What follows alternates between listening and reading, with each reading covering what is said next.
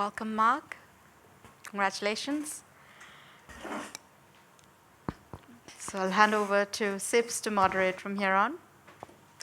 Good evening, everyone, and welcome to this press conference. We're going to start by taking questions from the floor. Zahir, you can kick us off. Hi, Mark. Well done today, and unfortunately, you didn't progress.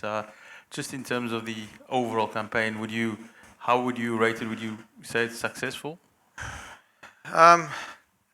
Well, it's not successful because you're knocked out of a World Cup, so it's a bitter pill to swallow. I think we played some very good cricket throughout the campaign.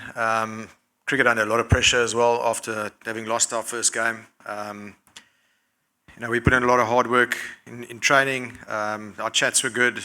I think we beat the informed side in world cricket tonight in white ball cricket for a while now. So yeah, it's a tough one for the guys in the change room. We knew what we had to do today. The equation was very difficult for us to have to get through. I just said to the guys, let's try control what we can control, and unfortunately we can't control what other results are out there. We did the job today, but yeah, it's quite bitter. When it's fractions involved in not getting through, where can you highlight the fact that you didn't get through? Well, the first game was tight. We just didn't bat well enough. Even looking at that game, it was tough. We lost the toss. We batted first, and we weren't 100% sure what a good total was because we were the first game to go out there and be played. So, we maybe looked at getting 160, and we probably needed about 130, 140 to be competitive. So we could have maybe done better there. Chasing a small total against Bangladesh, people can maybe look at that and say we should have gone a bit harder there, but that wasn't the intention. We lost 3 wickets on a wicket that is going all over the shop. Unfortunately, ifs and buts, they don't count now. And just lastly, we obviously know that it was a young side that came through. What positives can you take from a campaign, considering there's a World Cup in 12 months' time? Yeah, a lot. I mean, this team knows that we're on a journey, an upward curve that we're learning along the way. We by no means have a finished product. These games would stand us in very good stead because, as I said, every game we played was under pressure. So that's one thing that we probably haven't done very well in the past is played big games, pressurized games, and we really did well in them this particular competition. So yes, it's a young side. We're still developing, and yeah, hopefully we can go from strength to strength from here. Take this confidence through as well. I mean, it's not something we just arrived at a World Cup and all of a sudden start playing good cricket. We've won a lot of games in the recent time, so we're heading in the right direction. We just need a bit of good luck and a bit of fortune to go our way, and hopefully we can sort of put something in the trophy cabinet soon. Dean?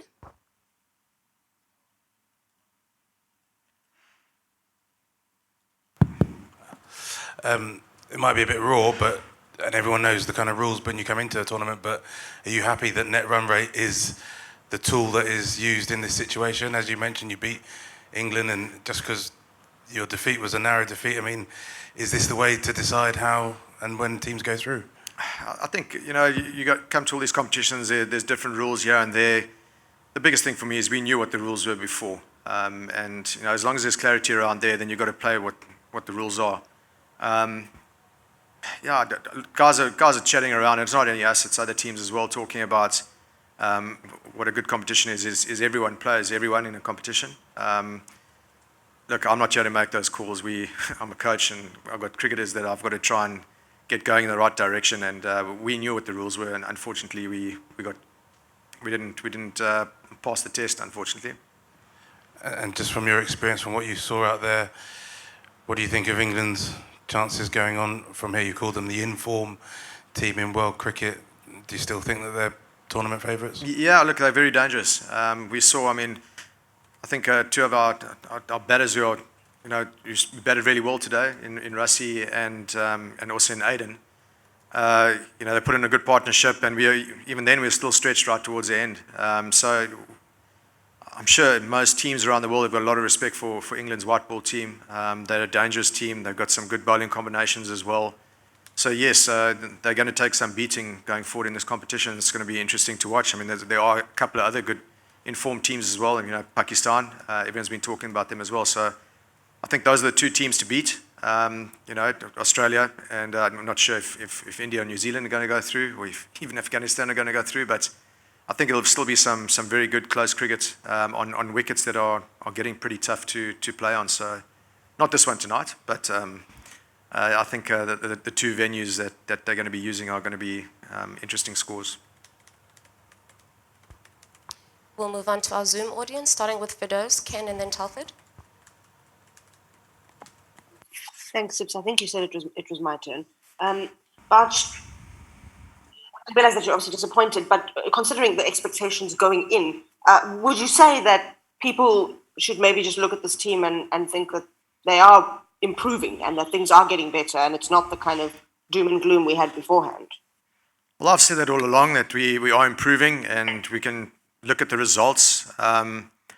Since we were sort of given a directive that it's not just about getting games of cricket out there, it's about results as well. And I think it's before the West Indies. The guys have really played well and good cricket. So, as I said, it's not something that we've just come into a bit of form at a World Cup. We've been playing good cricket for quite some time. The guys, as I've said all along, they've upskilled.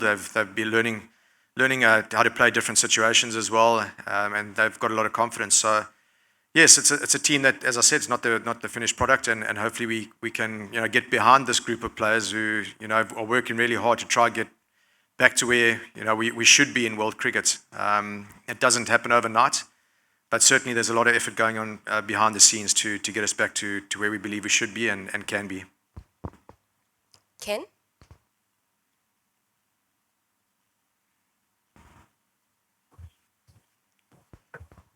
Hi, Mark. Consolations tonight. When you look back 1 year and look at where the team was back then, and especially in terms of the batting, there's another T20 World Cup in a year's time. How much do you think you guys are going to be able to take out of this tournament? And do you feel like if you guys improve as much as you have in the last year, where will we be in the next T20 World Cup? Yeah, look, players move around. We can get some new guys coming through the system, and so it's quite difficult. A year ago, if you had a look at the makeup of this team, and you'd asked me to write down names, I probably wouldn't have had all of them. Yeah, I probably would have had some other names there as well. So cricket things change very quickly. So as long as the players around and in the system are willing to be challenged and willing to grow in their own particular games, then I do believe that, yes, we're heading in the right direction. Playing in World Cups is always exciting, and I think that next year's World Cup will be exciting as well. Last year, you said where we were last year. Last year, we weren't even playing cricket really. So it's just good to see that we've given quite a few opportunities to players within our setup, and the depth pool is quite big now. And it's nice as a coach and as selectors to be able to select different guys and give them opportunities and hopefully see one or two of them push for top spots in the first team. It just stands good for everyone, and especially for the players, that it gives some good competition out there as well. So I think we're heading in the right direction. We just need to be nice and patient and keep challenging players, and players need to keep challenging themselves. Telford, followed by Matt, and then... How's it, Bouche? Bad luck with the way things have panned out. I just wonder, when you were sitting there watching your team bat, were you thinking, why the heck haven't they batted like this earlier in the tournament? Or was it simply a case of the conditions and the finish-shape fields and things like that tonight? I think it's conditions. We always go out with a plan to try and put pressure on bowling attacks. The conditions have been tough. We haven't really got off to a start like that in quite some time in the World Cup, at least. We've always been losing wickets in the power play. So we set our certain targets that we want to try achieve. We're quite adaptable in these conditions as well. But yeah, we got two guys who managed to stay at the crease and get a good partnership, which is something that we always try to do. And we are able to bat ourselves into a position where we could really put England under pressure at the back end, and it paid off tonight. So I think the conditions were quite good for batting tonight. The dew had a bit of effect on it as well. The ball seemed to fly. There was a short boundary. So yeah, I think the guys batted really well tonight, but they obviously they try to set themselves up for that all the time. It's just been, I think the conditions have been fairly tough, and if you have a look at the scores around, it showed that as well. Last two questions, Matt and then Shubham.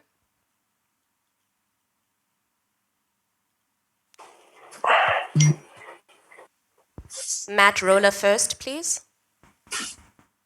Hi, Mark. You mentioned the partnership between Rassie and Aiden. Could you speak a little bit about those two in turn, what you feel their strengths are, and I guess how positive it is to have those two developing into their roles heading into next year's World Cup? Yeah, look, Aiden especially, he was a sort of opening batter, and we actually made a conscious effort to try and get him in the middle order. I think he's strong enough to be able to clear boundary riders, and it was a bit of a risk that we took, but I mean he's shown that he's come through in that role as well, batting at number 4. I think both of them are very adaptable. There's certain times that we might have used Rassie at number 5. We just felt that in order to maximise the power play tonight, that we wanted him up front. So he showed that he can play both ways. So they had a very, very good partnership today, which is always going to be good because your best ball strikers, if they can spend a lot of time at the crease and put bowlers under pressure, you're always going to stand a good chance of winning a game. So I think the two of them, the way that they're striking the ball at the moment, Rassie had a fantastic 100, albeit in a warm-up game against Pakistan. The way that he hit the ball just showed that the good form that he's in. It was very nice for him to get on the park today. He had a bit of a stiff neck this morning, so there was slight doubt whether he was going to play. So maybe that released the pressure a bit for him as well. So he went out and really just put the pressure on England. Shubham, and then we're going to finish with Zahir. Yeah. Hi, Mark. So my question is to you is that how that system of domestic circuit of South Africa from 6 teams to 16 teams will give a more chance to youngsters. So how do you think it will impact direct on the national side? You're talking about a domestic system? Yeah, from 6 teams to 16 teams. To be honest with you, I haven't even really thought about that. I've been so focused on trying to get the national team sort of going. So I think there's some clever heads back at home who are in control of that, and I'm sure that those decisions must have been made in order for us to become better as a nation in the game of cricket as well. So yeah, look, honestly, I haven't even thought about it yet. I think it's still very much in its starting stages, and I'm sure time will tell whether it's a good thing or maybe not too good. I think it just needs a bit of time to settle, and let's see what the results are. Yeah. Thank you, Mark. Thank you. Mark, just finally, there's obviously it didn't end the way you wanted it, but there's a lot of positives to take away from this tournament, and you have a big summer coming up with India at home. Do you think that getting home and everything that's going on home, the focus can return to the cricket, and South Africa can move forward as the Proteas on the field? I hope so. It has been tough. It's been tough on this team. I know that we're finding the headlines for the wrong reasons, and hopefully, albeit we're out of a World Cup, I think there were some great positives to take from this, the way that the guys played, the passion that they showed, the energy as a team. I mean, the guys have been really close behind closed doors, and you can see it, just the way that they're playing out there. I think Temba needs a pat on the back as well. He's been fantastic in the team environment and has really led from the front as well. So yes, this team is in a very good space at the moment. It might not come through in media every now and again, but I can guarantee you right now that they are very, very strong and they're together. And hopefully, it is reflecting on our performances, and hopefully, people can come and watch the guys and see it for themselves when we do get back home. Thanks very much, everyone.